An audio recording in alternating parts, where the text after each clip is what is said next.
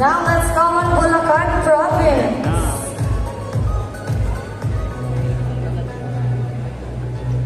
Okay, please pick your question, please.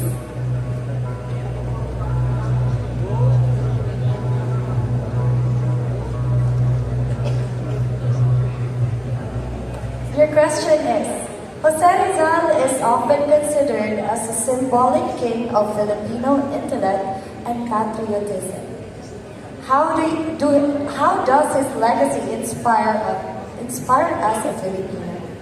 Again, Jose Rizal is often considered as a symbolic king of Filipino intellect and patriotism. How does his legacy inspire you as a Filipino?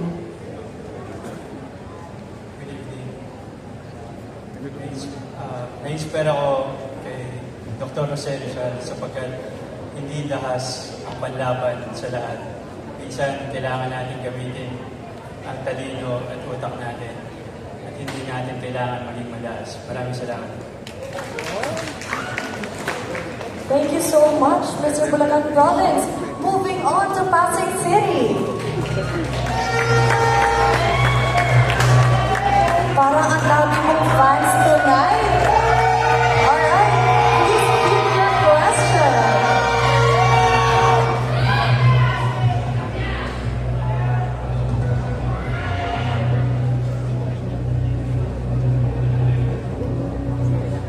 As a representative of the Philippines, how would you promote Filipino heritage on an international stage? Again, as a representative of the Philippines, how would you promote Filipino heritage on an international stage? Thank you for that question. If I were to promote our heritage on an international stage as a King of the World Philippines, I would promote it by promoting specifically our tourism, by sharing the values and what we have, especially in my city, Pasig City, because being a Pasigueño, we have so many things to offer, not only our, beloved Mayor Vico Soto, but also our heritage and historical sites, churches, and definitely the love and ambience of a Pasigueño. And that is why I am taking this opportunity as a King of the World Philippines candidate to send a message to everybody that we should always work hand in hand together for us to promote tourism, not only here in the Philippines, but also to the rest of the world. Thank you. Thank you so much. Alright, a very confident answer. Moving on to Mr. Candelaria Quezon. Hello, good evening. Please pick your question.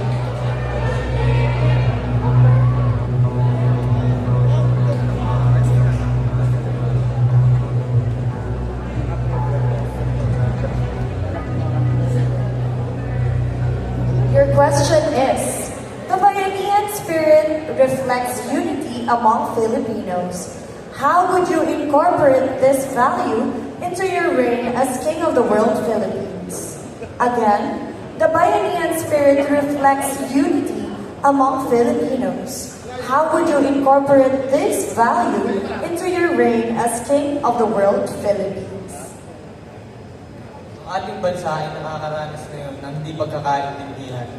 Kaya naman nais kong gamitin ang platapormang ito upang gisingin ang ating kapwa Pilipino na magkaroon ng bayanihan. Dahil sa pamamagitan nito ay magkakaroon tayo ng pagkakaintindihan at mas magiging progresibo ang ating bansa. At sa pamamagitan nito ay makakamit natin ang maayos at numero unong bansang magkakamit na maayos at progresibo. Yun lamang po. Maraming salamat. Thank you so much. Okay, up next is Mr. Caetan Rizal. Kamusta kuya? Good, being passionate lang. Thank you, and good evening sa inyo. Alright, it's time to pick your question.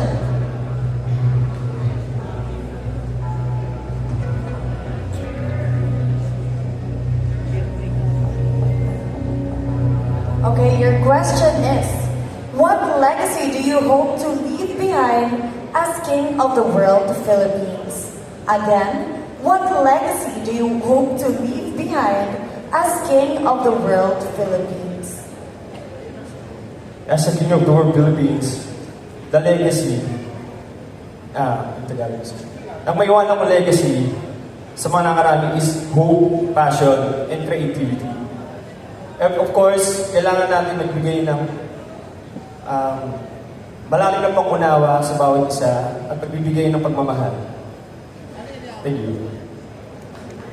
Thank you so much. Okay, moving on to our Mr. Hakot Award. Mr. Malolos Bulacan, how are you? Really good. How are you? I am doing great. Okay, now it's time to pick your question.